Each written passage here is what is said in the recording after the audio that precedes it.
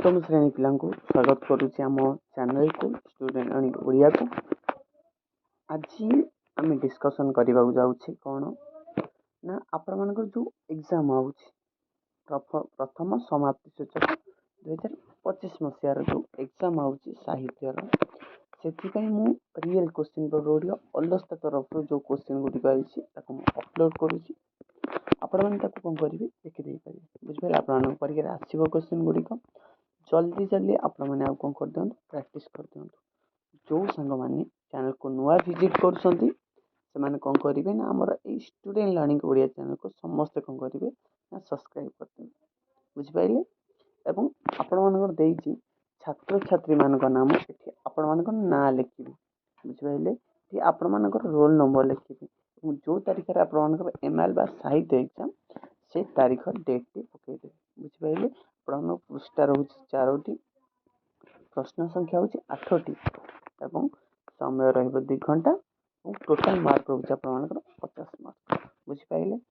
ए गोटे पैसेज देती 5टी क्वेश्चन को केते मार्क 1 मार्क कौन देती अनुच्छेद पढ़ तहिं 5टी प्रश्न तैयार करा पढ़ 5टी प्रश्न तैयार कर देखु कौन बोलते 1873 मसीह जिते खोर्धार राजा दिव्य सिंह देवंकर मृत्यु है सेते जयराज गुरु नाबालक मुकुंद देव को सिंहासन में बसाइले और से थिले प्रधानमंत्री।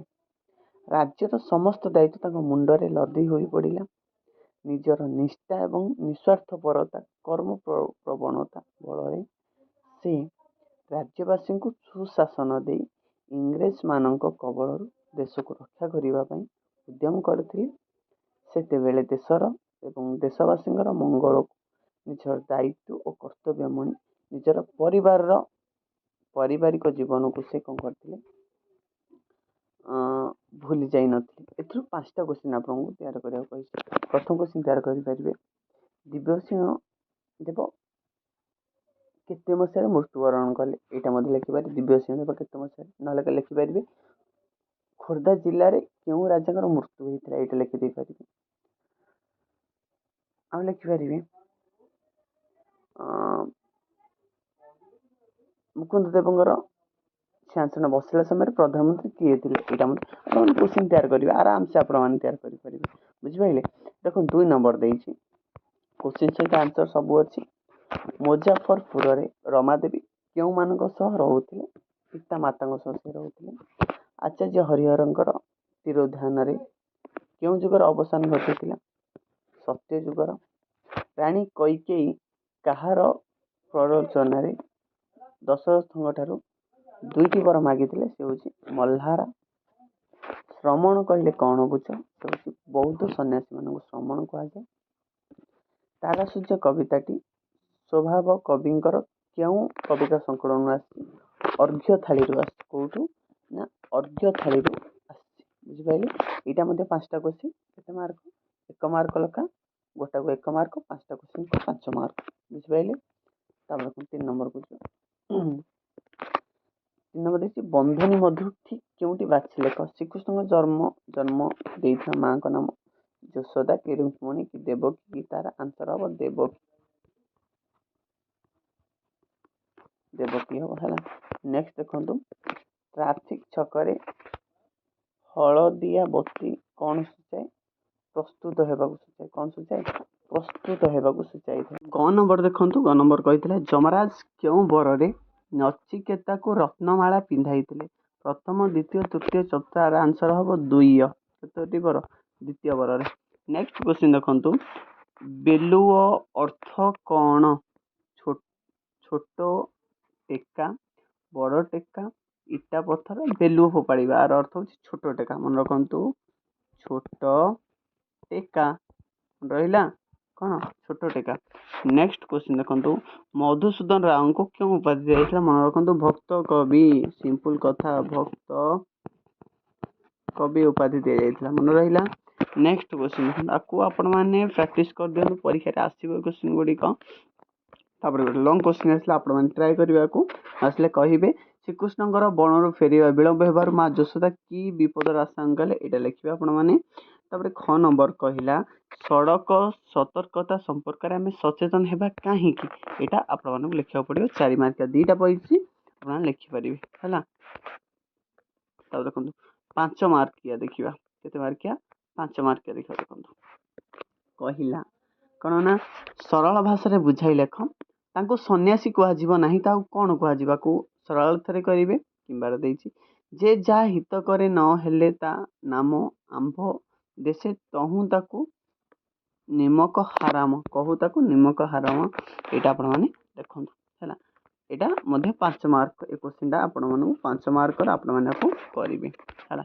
6 ନମ୍ବର ଦେଖନ୍ତୁ କହିଲା ଗୋଟେ ଏସେ ବା ରଚନା ଲେଖିବାକୁ ଯେକୌଣସି ଗୋଟିଏ ବିଷୟର ଉତ୍ତର ଲେଖିବାକୁ ଦେଇଛି। ବର୍ଷା ଋତୁ କିମ୍ବା ରଥଯାତ୍ରା, ମନେ ରଖନ୍ତୁ କେଉଁ ବର୍ଷା ଋତୁ, ଆଉ ଗୋଟେ କହିଲା କ'ଣ, ଆଉ ଗୋଟେ କହିଲା ରଥଯାତ୍ରା, ମନେ ରହିଲା ରଥଯାତ୍ରା,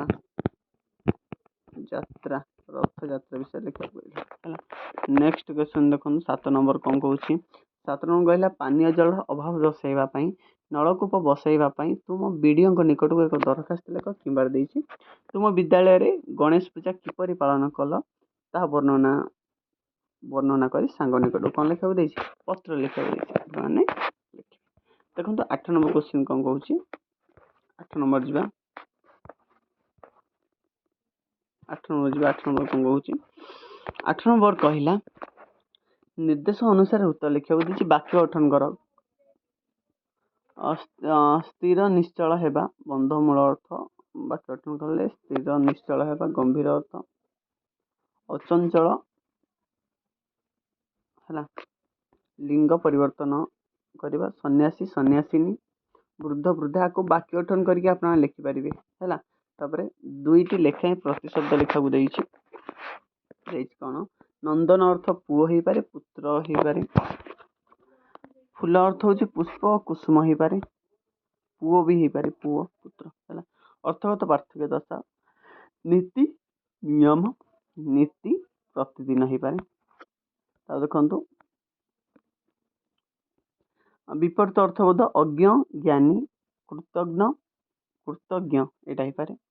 6 ନମ୍ବର କହିଲା ଶୁଦ୍ଧ ଶବ୍ଦଟି ବାଛ, ଯେପରି କର୍ତ୍ତା କର୍ତ୍ତା କର୍ତ୍ତା କର୍ତ୍ତା, ଏଇଟା ଲେଖେ, ଏଇଟା ହେବ ହେଲା, ମନେ ରଖନ୍ତୁ। ନେକ୍ସଟ ଦେଖନ୍ତୁ ଦୁର୍ଦ୍ଦଶ ଦୁର୍ଦ୍ଦଶ ଦୁର୍ଦ୍ଦଶ, ତାହେଲେ ଏଇଟା ହେବ ଦୁର୍ଦ୍ଦଶ ହେଲା। ତାପରେ କହିଲା 6 ନମ୍ବର ବହନ ପୂର୍ବରୁ ପରି ଲଗାଇଲେ, ଯେପରି ପରିବହନ, ସେପରି ଆଉ 2ଟି ଶବ୍ଦ ଲେଖ। ପରିଭ୍ରମଣ ହେବ, ପରିତାପ ହେବ, ଆଉ ପରିଭାଷା ହେବ।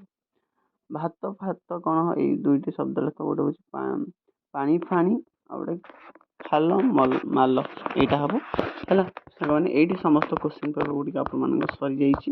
ଏଇଟା ହେଉଛି ଆପଣମାନଙ୍କର 8th କ୍ଲାସ୍ ସରି 7th କ୍ଲାସ୍ର କ'ଣ ଥିଲା ନା 7th କ୍ଲାସ୍ର MIL କ୍ୱେଶ୍ଚିନ୍ ପେପର ଗୁଡ଼ିକ ଥିଲା। ଆପଣମାନଙ୍କର ମୁଁ ପରଫେକ୍ଟ 100% କ୍ୱେଶ୍ଚିନ୍ ଗୁଡ଼ିକ ଡିସ୍କସନ୍ କରିକି ଅଲଗା କ୍ୱେଶ୍ଚିନ୍ ଆପଣମାନଙ୍କ ପରୀକ୍ଷାରେ ଆସିବ। ସେଥିପାଇଁ ଆପଣମାନେ ଜଲ୍ଦିରୁ ଜଲ୍ଦି ଯେତେ ଶୀଘ୍ର ପାରୁଛନ୍ତି ପ୍ରାକ୍ଟିସ୍ କରିଦିଅନ୍ତୁ, କାରଣ ପରୀକ୍ଷା ସମୟ ଆପଣମାନଙ୍କର ପାଖେଇ ଆସିଲେ। ସେଥିପାଇଁ ଆପଣମାନେ କ'ଣ କରିଦିଅନ୍ତୁ, ପ୍ରାକ୍ଟିସ୍ କରିଦିଅନ୍ତୁ। ବୁଝିପାରିଲେ? ଆଉ ଯେଉଁ ସାଙ୍ଗମାନେ ଚ୍ୟାନେଲକୁ ନୂଆ ଆସନ୍ତି ଜଲ୍ଦି ସବସ୍କ୍ରାଇବ୍ କରିଦିଅନ୍ତୁ, ଗୋଟେ ଲାଇକ୍ କରିଦିଅନ୍ତୁ।